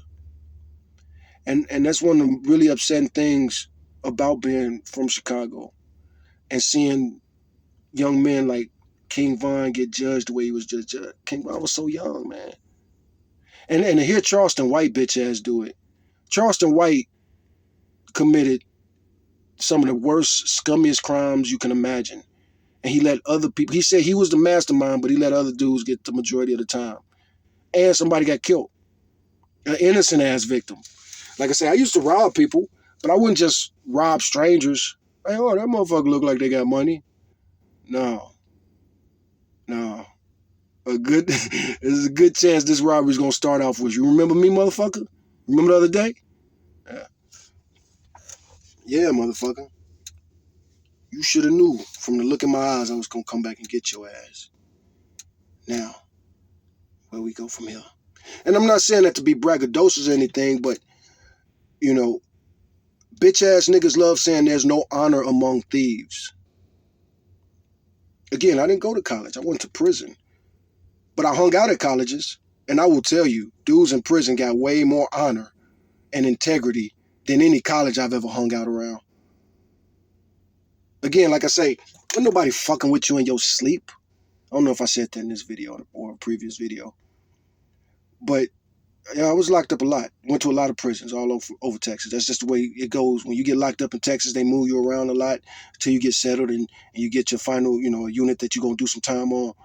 But either way it go, you probably going to go from prison to prison, running across a lot of cats. And there's just so many things I never seen, And the gay stuff, like I say, getting teased like that as a young kid, I definitely had that attitude. And I still got that attitude. Don't play with me sexually. I try my best to control my temper these days, but I don't have to control my temper for that. And then on top of that, if you'll sexually assault me, you'll definitely do it to somebody younger or smaller than me. And that's sexual assault. I'm not gay. Ain't no mystery about it. Don't flirt with me. I almost want to talk about that. I am going to talk about it. That's the story time. Yeah, I made this video way longer than I thought I was going to make it. But here's another thing I want to say about the whole subject of Tupac and Tino. With Tupac, I'm going to talk more about my brother more later. But I told the story at the beginning of this video about how my brother had to make that. He made a mistake. He wouldn't have called the police if he knew that was going to get them sent to a foster home. But like I told him when he was making this, I guess you could say, confession to me, like you was a kid, you should have never had that. You should have never been in that situation in the first place. You shouldn't have to make that decision at such a young age. And then on top of that, you hadn't eaten in a couple days. Like, you definitely need to forgive yourself for that. You wasn't the man of the house. You was the man of the house, but that's not how it is, man. That's not how it's supposed to be. That's how it is, and we can't be mad about our plight or our life, but at the same time, most kids never will have to make that choice. Most people will never have to make a choice like that. Do you call, even today, I'm a grown ass man. Should you call those people? You see a kid getting abused and neglected. When does it cross the line to where you need to call the people to intervene? And now, not only that, you got to add the racial element. These black children are about to be taken from a black family, and black people ain't going to have nothing to say about what happens to these kids ever again. And you might not see these kids ever again. Or they might go to some white kids that sexually abuse them. A white family that sexually abuse them. You might be getting this kid out of the frying pan right into the fire. That's a hard choice to make as a 46-year-old. Hard choice to make as a 41-year-old. My brother had to make that choice at 11. And he didn't even know where that choice would lead him. He had no idea. You told as a little kid when something bad happens, call 911. But as a little kid in the hood, calling 911 often gets you in more trouble. It's happened to me. Calling 911, it happened to me several times. Calling 911 as a black man, when the cops show up, they're more likely to accost you than to assist you. And if anything, they're gonna de-escalate and make you walk away as a victim. If you get robbed and you call the police and you like, get my shit back, they're gonna probably try to convince you to walk away. Now that never happened to me. I never called them as a robbery victim. But I do got stories about that. Like, share, subscribe, and put in the comments if you want me to talk about that. A lot of this stuff I'm not going to talk about, like I say in other videos, not till I get some real subscribers. YouTube definitely got me shadow banned. But it's real shit, man. And it's up to us to like real shit, watch real shit. The algorithm is fucked up, but the algorithm is fucked up because we think like little fucking monkeys. We watch little things that just make us look at the phone like, again, another reason that Tupac is the GOAT for us. Tupac made music to make niggas think. If Tupac ain't your GOAT, you don't respect black people. As much as I love DMX, which is why that argument started, DMX was still smoking crack in his 50s.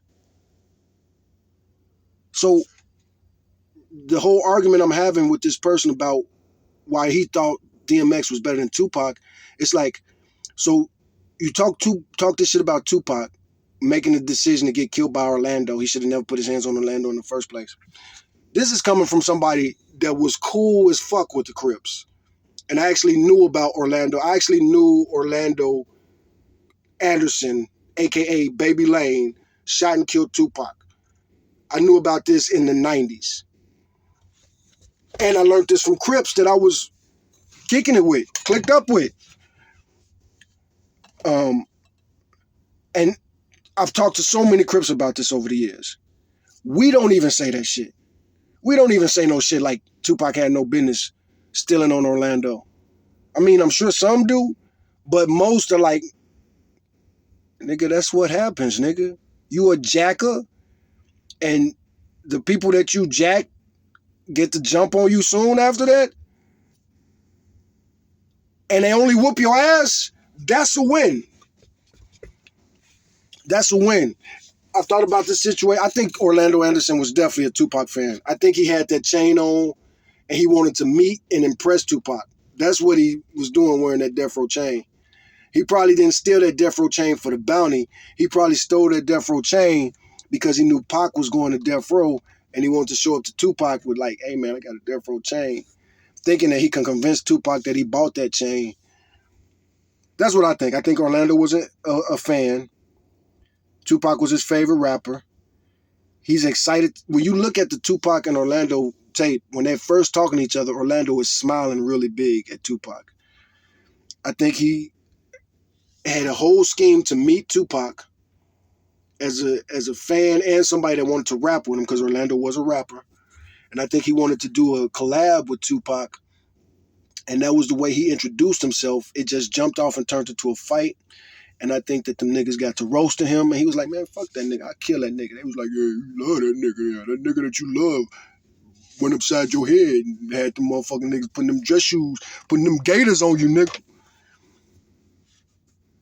Not only did you get jumped by Tupac, but you got jumped by Tupac and them Bloods that wear dress shoes every day. To a loc like Orlando, that's something you got to think about too. When Orlando shot up the car, he shot that car up. You wonder about that, especially being in certain situations where you got to go look for somebody that you don't really want to find. But you got to do what you got to do, and then you find that motherfucker.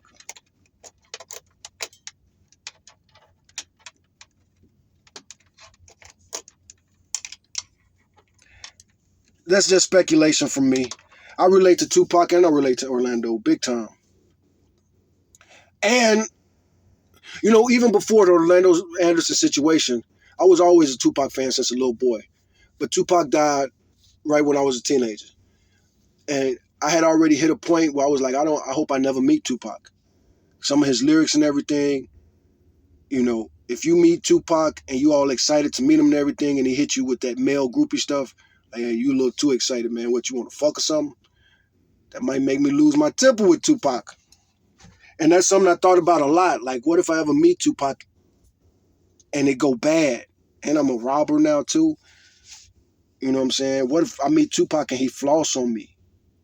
Or he pissed me off, he made me lose my temper? You know, I thought about that before the Orlando Anderson situation happened. That's another reason that when I finally heard the Orlando Anderson situation, like, it happened in prison, man. Somebody just broke down the whole situation to me. The whole situation. The war, the back and forth, all this stuff that the news hadn't reported at the time. Baby Lane, man. Yeah, it was Baby Lane. And the funny thing, Baby Lane loved Pac, man. That nigga loved Pac. From what I heard.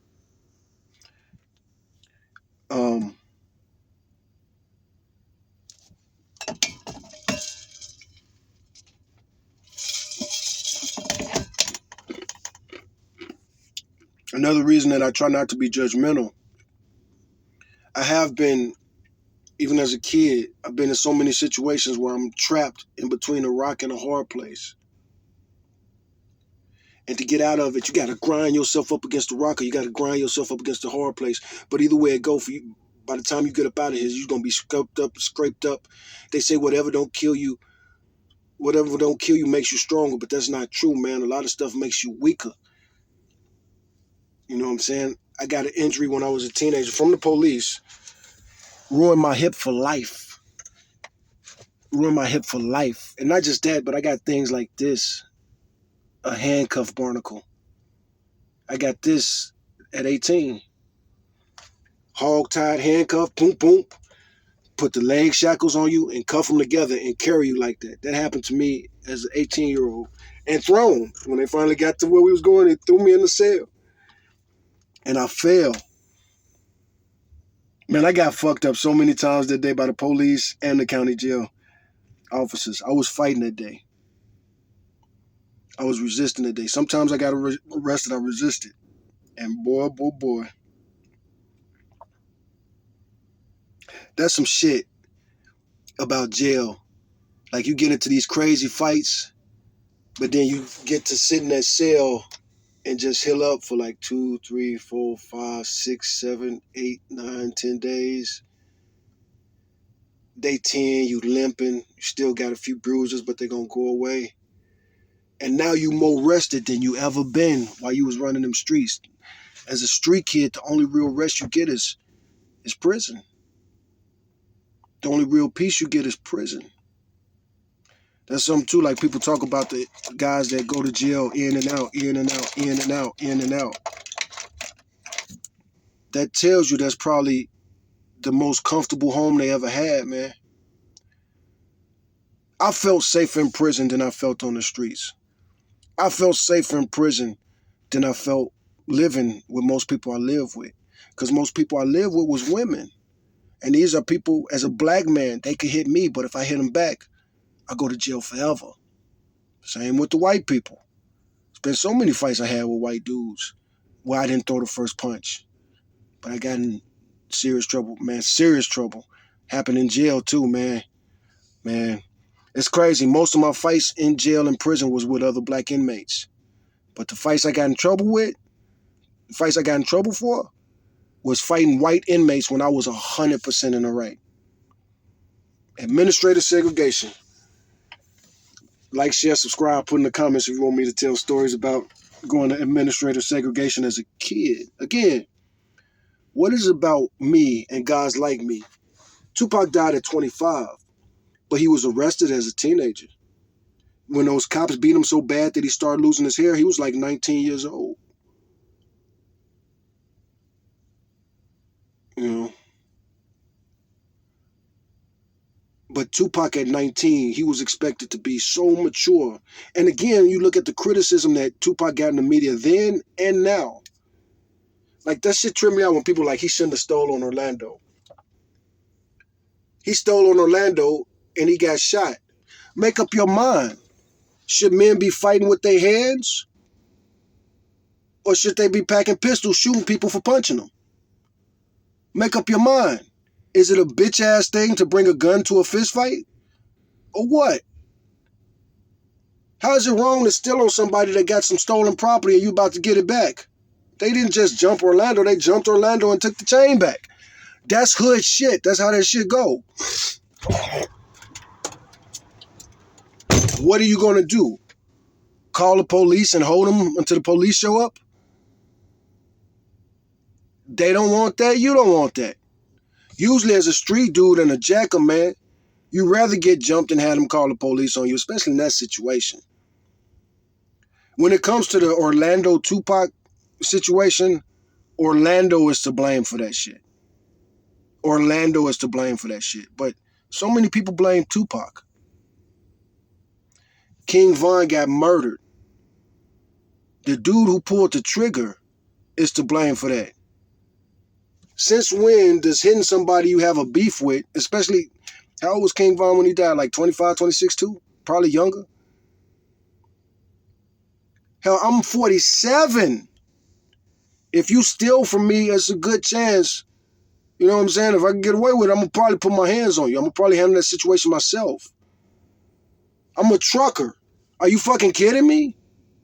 You think I don't have the attitude and mentality if somebody come try to rob me? I'm going to fight? I'm wrong for having that attitude?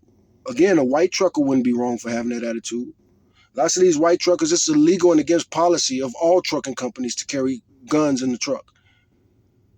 I would say at least 10% of white truck drivers, especially Texas white truck drivers, they carry guns with them. I deliver Domino's. As a Domino's delivery driver, it is against Domino's policy to carry a gun. A lot of them carry guns. Hell, one just recently, here in Texas, one just recently shot somebody.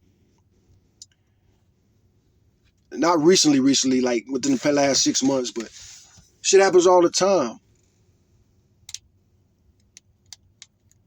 And it's crazy. A 40-year-old carrying a gun, a 40-year-old who lives in a safe neighborhood, works in a safe place, where he travels to is pretty safe. If he carries a gun to protect himself and his family, he's a great citizen. However, if a 16-year-old living in Chicago, those years we had 3,000 murders a year. A kid living in that environment, and then on top of it, the most violent neighborhood in the neighborhood, where it's concentrated, violence is concentrated. He's a piece of shit, Pookie and Ray Ray, because he carries a gun. I don't like any of these situations, and I'm definitely not encouraging young kids to carry a gun. I would tell them from my experience, when I stopped carrying guns, I stopped getting shot at as much. Most of my gun violence and most of my gun violent days and most of my shit, I used to pack pistols back in those days. I stopped packing pistols. That shit is rare in my life. And then on top of it, as somebody who doesn't carry a gun, when you don't have a gun, when the shots get to ringing out, you don't even think fight. When you're unarmed, you think safety. So you are so much more likely to get killed. I'm from Chicago. Most people I know who got shot and killed had a gun on them at the time. Just statistically speaking, numerically talking. They either had a gun on them at the time or I know for a fact that they carry guns regularly. So, and again, I had to sign a piece of paper when I was 19 years old that said I'll never touch a gun again. And, that didn't match my reality. Getting me to sign a paper as a 19-year-old saying I'll never touch again, giving up an American citizen right in a city where gun violence and gun murders are very likely. And then as a black man, I'm like 23 times more likely to be shot and killed than anybody else. And it's a problem if I have a gun. 9 times out of 10, when a black man has a bad encounter with the police, the first words out their mouth are there any guns? Do you have any guns? That's the first thing they ask. And you know what I'm saying? I'm of the attitude like, why are you asking me that, bro? How many people did you pull over today that's the first thing out your mouth? Any guns, any weapons in it? And on top of that, this is Texas. Why is that what you worried about, motherfucker? No, get that shit out your mind, man. Get that shit out your mind right now. You're not using your gun today with me. How about that? Can we get you in that mentality? Today's not a gun day. Use your words, motherfucker. And then on top of it, as a hardworking, I called my case when I was, I called my case when I was 18. I got into a program to get my CDL. I got my CDL when I was 22 or something like that. I got my CDL 23 years ago. And so majority of my life, I've been hardworking taxpaying. Hell, even in the days I was getting arrested, I always had jobs. I always worked. I dropped out of school at 16 and I always had jobs, full-time jobs. Again, getting judged by people for going to prison at 18. When at 16, 17, I was already dropped out of high school, full-time job, giving my mom more money than she gives me. And then I got to get judged by some dude who lived with his mom till he was 30. Talking about living with his parents till he's 30. And this motherfucker talking about me because I got arrested first time I was probably like 8 years old for shoplifting. My very first, I've talked about this before. And it's embarrassing. Tino was so embarrassed about this. The first time, I really don't know the first time me and Tino got arrested together. I know the year, 1990. But we got arrested twice in 1990. I can't remember which one was first. I think the first or the second time. The first 2 times we was arrested, one, we got into a fight, and Tino hit somebody with a pole. Some people know that story. Like, share, subscribe if you want me to tell that story. Or the first time might have been the time that we got caught shoplifting. We had run out of underwear. Me and Tino, we were sharing underwear. And we used to wash our underwear out by hand every night because we had so few pairs. So at the end of every day, we had to wash out a pair of underwear so we could have some clean underwear to wear to school the next day. And then we got down to our last 5 pair of underwear. Then we got down to our last 4 pair of underwear. Then we got down to our last 3 pair of underwear. Well, if you could do the math, you understand once we get down to our last 3 pair of underwear. We were young. We was using too much bleach. We was wearing tighty whities. They got obliterated. But anyway, when you're down, if it's 2 guys sharing their underwear and you're down to 3 pairs, that means that somebody's not going to be able to wear underwear while the ones are drying out. You're down to 3 pair now. So we got down to 3 pairs, so I decided that we was going to go steal us some underwear. And we went to a store and we stole some underwear and some other stuff. And we got arrested. And The cop that arrested us actually took us to eat and dropped us off in the neighborhood. My mom didn't find out about that until years later. He was supposed to take us in. You know, growing up, they always talk about the Audi home. And I don't know what would have happened if we would have got arrested and booked and processed and everything. But that cop took us to McDonald's. The cop asked us if we ate that day. That cop felt really bad for us, man. The cop felt really bad for us, man.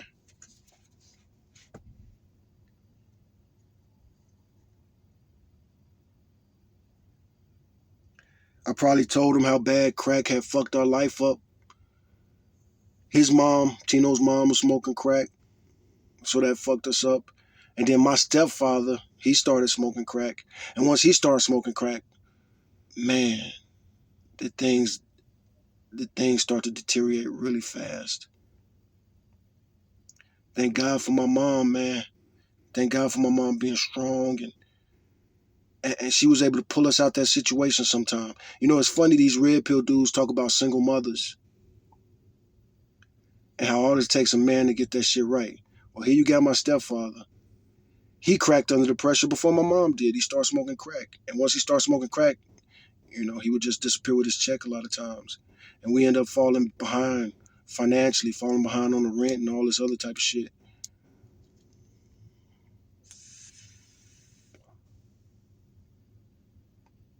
My mom would have did so much better taking on that responsibility by herself.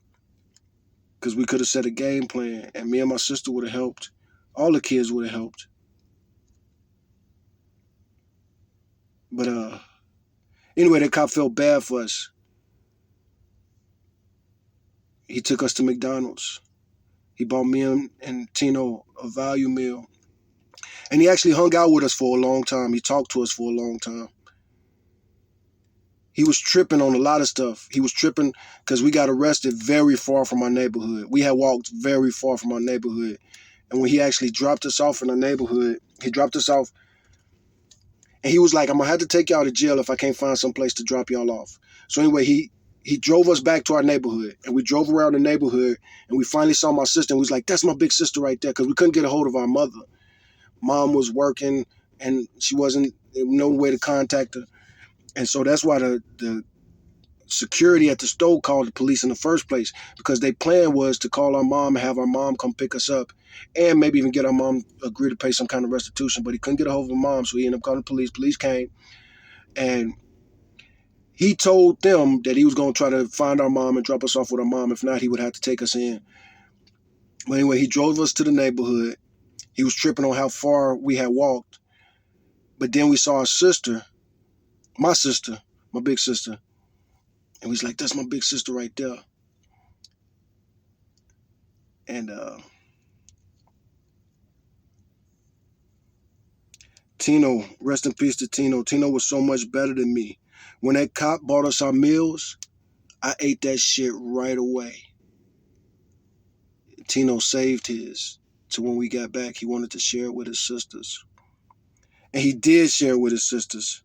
And it turned into some shit. Because him and his sister ended up fighting over it. And some of it fell on the ground. And he was so fucking mad.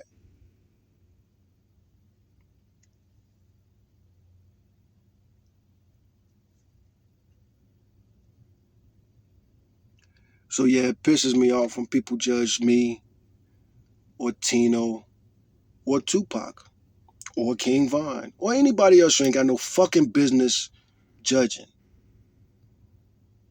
As a black man, could you imagine me being judgmental of a woman that got raped? She should have never been in that situation. It's no difference. If a woman gets sexually assaulted or if a kid from a bad neighborhood with a high murder rate gets murdered, the humanity, again, back to why Tupac is the GOAT. Because we are humans. But most rappers try to make us seem like gods. With bulletproof. It's bad enough that they already see us as monsters that don't feel pain and have emotions, humanity. But you motherfuckers let you tell it. The black man is God, and you claim that we worship Tupac. Ain't that about